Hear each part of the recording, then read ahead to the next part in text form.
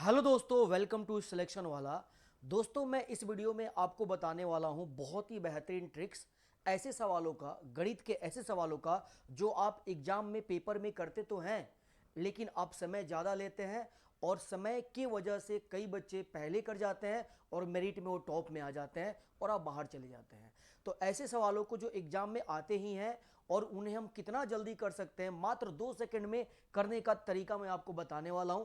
2-3 type के सवाल मैं कराऊंगा, तो आप इन ट्रिक्स को समझेंगे, इस लॉजिक को समझेंगे और इसे अप्लाई करेंगे पेपर में। 2 सेकंड में आपका सवाल बनेगा। आइए मैं आपको पहला क्वेश्चन आपको बताता हूं।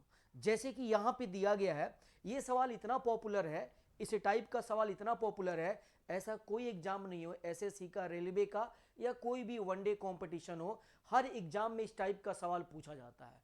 लेकिन आप क्या करते हैं, वही बेसिक तरीका, या तो रेशियो मेथड लगाएंगे या फॉर्मूला लगाएंगे। दोनों में आपका समय लग जाता है 15 से 20 सेकंड का समय। मैं बताऊंगा मात्र 2 सेकंड में करने का तरीका। देखिए, पहले आपको क्या करना होगा, जब भी ऐसा सवाल आए तो आपको एक बात समझना होगा कि क्या जैसे 10%, 20%, 30% के इक्विवेलेंट कौन सा परसेंटेज होगा, हमसे पूछा गया है। यानी इन तीनों परसेंटेज के बराबर इक्विवेलेंट एक परसेंटेज आपको बताना है। तो आप बोलेंगे सर, हमें जो अभी मैं आपको ट्रिक बताने वाला हूं उसमें बस आपको एक चीज को ध्यान में देना है कि जो हमारा परसेंटेज है उसमें क्या 10% है। तो आप बोलेंगे सर बिल्कुल 10% है, बिल्कुल 10% है। तो मेरे भाई, अगर 10% हो और उसके साथ कितने भी परसेंटेज हो, 20%, 30%, 40%, 50%, 2% हो, 3 हो, 4 हो, 5 हो, कितने भी परसेंटेज हो, आपको घबराना नहीं है। ऐसे सवालों को मात्र 2 सेकंड में बनाएंगे, जो अभी मैं आपको लॉजिक बताने वाला हूं। ऐसे सवालों का जो आंसर होता है उसका डिजिटल सम हमेशा 1 होता है, 1 होता है। तो आप बस ऑप्शन पे नजर मारिए, कौन ऐसा ऑप्शन है जिसका डिजिटल सम 1 है। तो आप बोलेंगे सर, यहां पे देख रहे हैं 5 4 9, इसका डिजिटल सम 9 होगा, ये आंसर नहीं होगा। इसका 6 होगा, ये भी आंसर नहीं होगा। 6 3 9, इसका भी डिजिटल सम क्या होगा, 9 होगा, ये भी आपका आंसर नहीं होगा।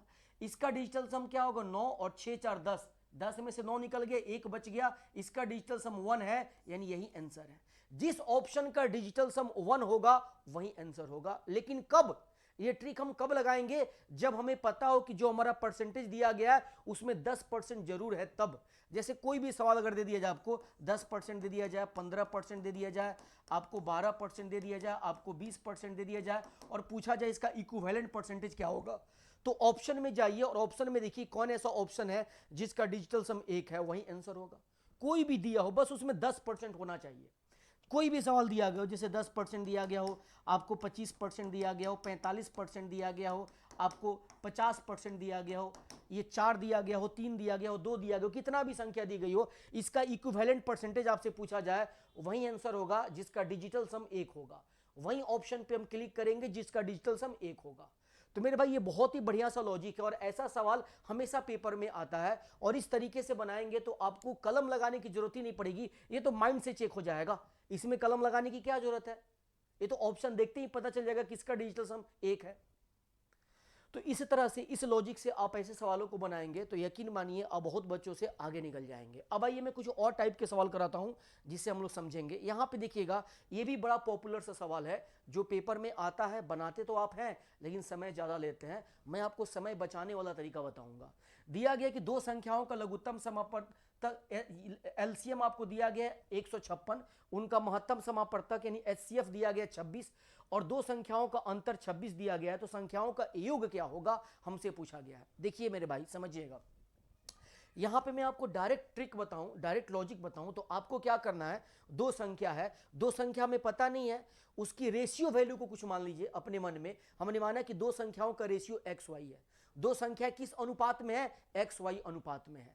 तो दो संख्याओं का अंतर निकालना हो तो हमें क्या करना होगा, दो संख्याओं का अंतर निकालना हो तो हमें क्या करना होगा, जो दो दो संख्याओं की रेशियो का अंतर है, एक्स और वाई क्या रेशियो है, तो दो संख्याओं के रेशियो का अंतर आपको निकालना हो तो दो संख्याओं का अंतर 26 है, इसे 26 में एचसीएफ से डिवाइड कीजिए। तो 26 में एचसीएफ 26 से डिवाइड करेंगे 1 आएगा। अब दो संख्याओं के रेशियो का गुणनफल निकालना हो, एक्स वाई का गुणनफल निकालना हो तो आपको क्या करना है, इसी एचसीएफ से उसके एलसीएम को डिवाइड करना है।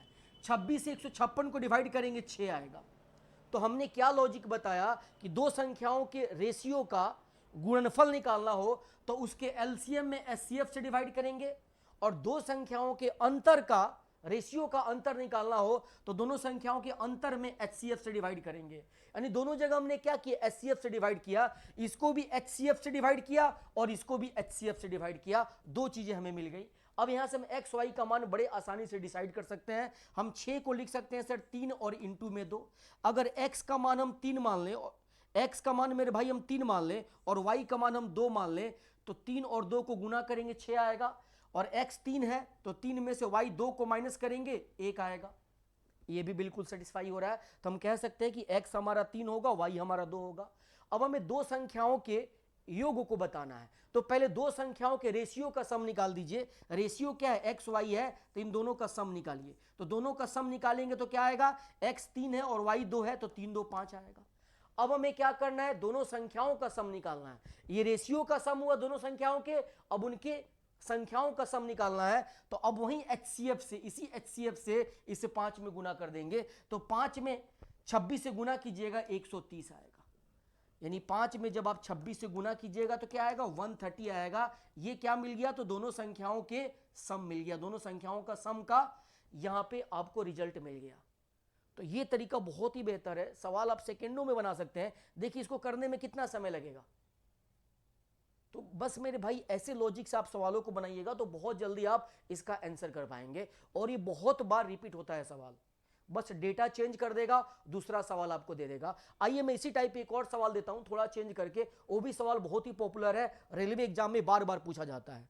तो यहां पे दोनों संख्याओं का सम क्या होगा, योग क्या होगा, 130 होगा मेरे भाई। पहले हमने क्या किया, उसके रेशियो का सम निकाला, और रेशियो के सम में हमने एचसीएफ से गुणा कर दिया, हमें क्या मिल गया, दोनों संख्याओं का सम मिल गया।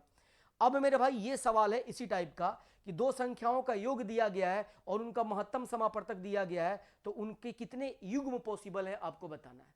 तो यहां पे भी मानेंगे दो संख्याओं का जो रेशियो होगा एक्स वाई होगा। अब यहां पे हमें सम दिया गया है, तो हमें क्या मिल सकता है, एक्स प्लस वाई मिल सकता है। कैसे मिल सकता है मेरे भाई, तो इसमें हम क्या करेंगे, एचसीएफ से डिवाइड करेंगे। हमेशा हम किससे डिवाइड करते हैं, एचसीएफ से। तो इसमें दोनों संख्याओं के योग में 16 से डिवाइड करेंगे तो हमें कितना मिलेगा मेरे भाई, 18 मिलेगा। अब ये 18 क्या आ गया, तो दो संख्याओं का जो रेशियो है उसका सम आ गया। और हमेशा याद रखिएगा दो संख्याओं का जो रेशियो होता है वो दोनों आपस में क्या होते हैं, सअभाज्य संख्या, को प्राइम नंबर। यानी एक्स और वाई क्या है, को प्राइम नंबर है। तो जब कोई संख्या को प्राइम होती है, दो संख्याएं, तो उनका एचसीएफ क्या होता है, 1 होता है। वो दोनों संख्याएं 1 के अलावा किसी से नहीं कटती है। हमें पता चल गया कि जो सर x और y होंगे वो केवल 1 से डिवाइड होंगे, पहला कंडीशन। और x और y को जोड़ने पे 18 आना चाहिए। तो इस 18 को ऐसे दो पार्ट में बांटिए कि जोड़ने पे 18 आए और उसका एचसीएफ क्या है, 1 आए। तो आप बोलेंगे सर 1 और 17 कर सकते हैं, 17 और 1 को जोड़ेंगे 18, और 1 और 17 का एचसीएफ निकालेंगे 1 आएगा। यानी यह को प्राइम पेयर है, नंबर है, बिल्कुल सही है। अगर आपने बोला कि सर 2 और 16 ले लेंगे, 2 और 16 लीजिएगा, जोड़ने पे 18 आएगा, बट इसका एचसीएफ क्या आएगा, 2 आएगा, 1 नहीं आएगा, 1 के अलावा कुछ और आएगा। तो इस कंडीशन में को प्राइम नंबर नहीं हुआ, को प्राइम पेयर नहीं हुआ, इसीलिए पॉसिबल नहीं है। तो ऐसा पेयर हम नहीं लेंगे जिसका एचसीएफ 1 नहीं है, जिसका एचसीएफ 1 है उसी को लेंगे। तो दूसरा पेयर का क्या पॉसिबल होगा, तो आप बोलेंगे सर 5 और 13 पॉसिबल हो सकता है। एक एक करके आप मन में चेक कर सकते हैं। तो 5 और 13 करेंगे तो इसका एचसीएफ क्या आएगा, 1 आएगा, जोड़ेंगे तो क्या आएगा, 18 आएगा। उसी तरह से हम 7 और 11 कर सकते हैं, 7 और 11 को जोड़ेंगे 18 और इसका एचसीएफ क्या आएगा, 1 आएगा। तो ये सभी क्या है, को प्राइम पेयर है, नंबर है।